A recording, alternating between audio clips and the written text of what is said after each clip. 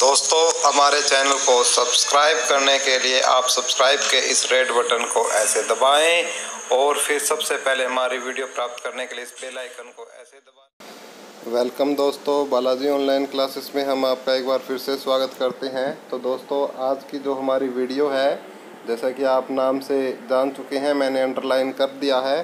तो भारतीय मूल अधिकार, तो भारतीय संविधान में जो मूल अधिकार दिए गए हैं उनसे रिलेटेड जो कुछ क्वेश्चन हैं हम आज की इस वीडियो में कवर करने जा रहे हैं दोस्तों। तो जितने भी क्वेश्चन हो सकेंगे हम इस वीडियो में कवर करने की कोशिश करेंगे। और यदि आपको वीडियो अच्छी लगे तो प्लीज़ कमेंट करना न भूलें। कमेंट करके आप अपने सुझाव, आपके सादर आमंत्रित है।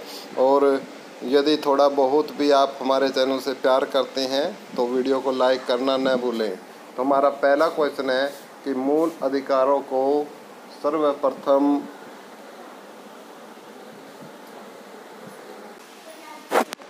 तो क्वेश्चन है हमारा, एक बार फिर से देख लेते हैं कि मूल अधिकारों को सर्वप्रथम किस देश में मान्यता दी गई। तो जो मूल अधिकार थे उनको पूछा गया है कि सर्वप्रथम किस देश में मान्यता दी गई। तो किस देश में दी गई? संयुक्त राज्य अमेरिका में।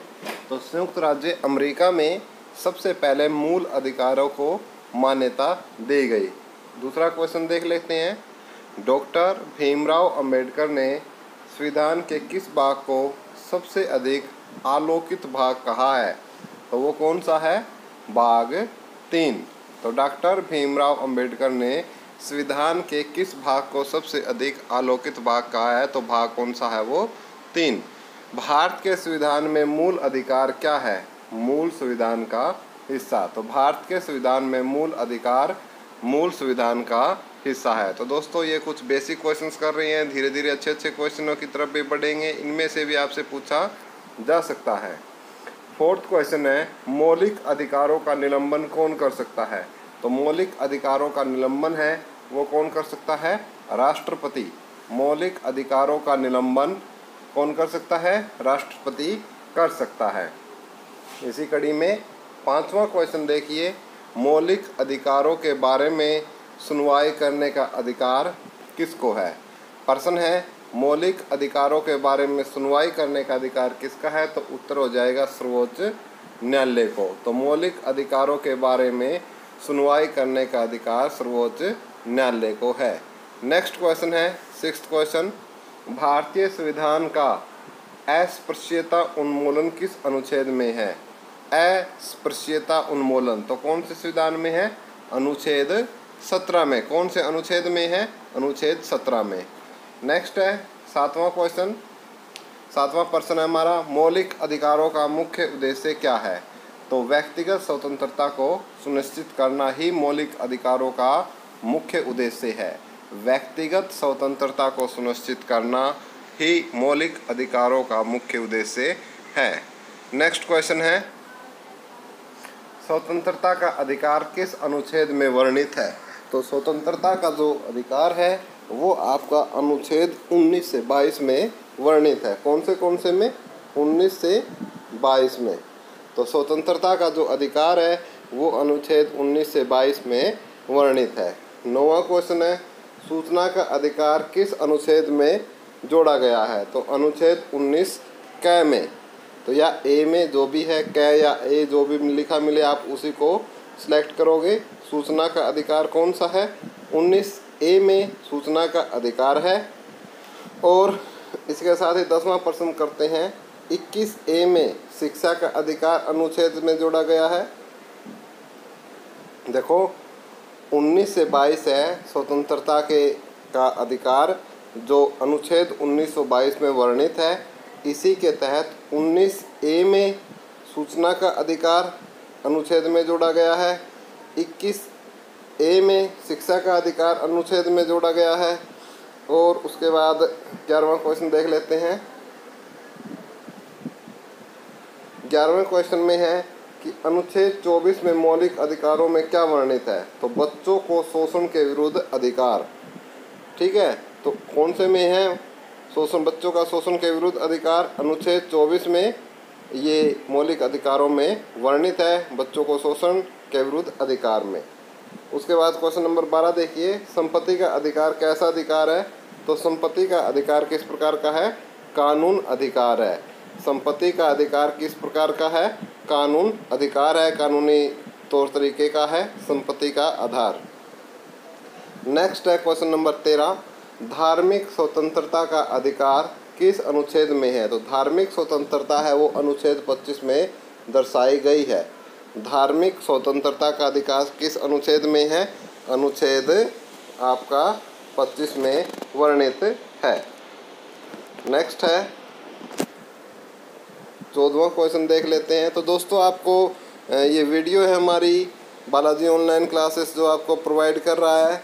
उम्मीद करता हूँ कि आपको ये वीडियो अच्छी लग रही होगी और जिनको भी कोई दिक्कत है किसी भी प्रकार की वो हमें आप बता सकते हो कि कमेंट कर सकते हो। कमेंट के द्वारा आप हमें बता सकते हो कि क्या इसमें हम और इसमें हम जो कुछ थोड़ा बहुत यदि फेरबदल करें तो क्या कर सकते हैं और कैसे क्वेश्चन है, क्या स्टैंडर्ड क्वेश्चंस का है, क्या कुछ आपके ये रेलवे, एएलपी, लोको टेक्नीशियन और भी काफ़ी सारे एग्ज़ाम्स जो कंपटीशन एग्ज़ाम है सभी में क्वेश्चन अक्सर ये पूछे जाते हैं। तो काफ़ी इंपॉर्टेंट क्वेश्चन हमने वैसे सेलेक्ट किए हैं।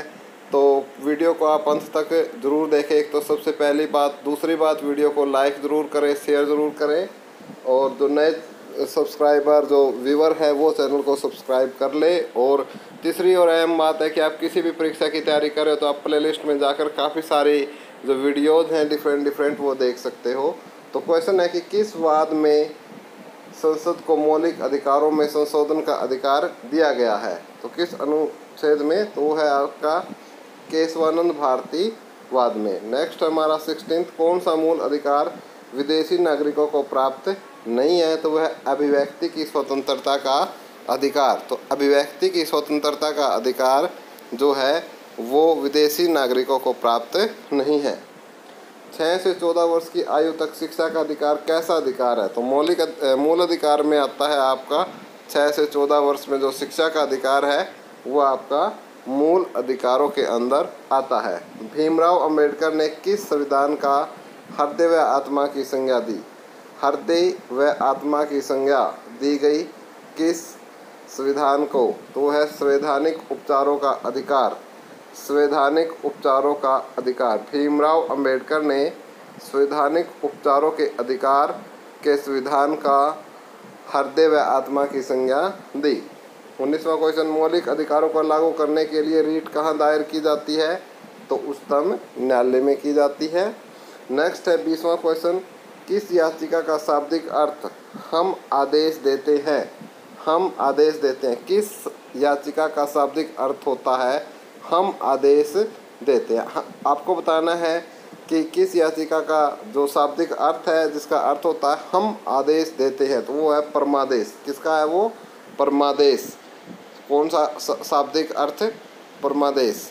नेक्स्ट है, सूचना का अधिकार किस राज्य में लागू नहीं है? तो किस राज्य में नहीं है? जम्मू एवं कश्मीर में।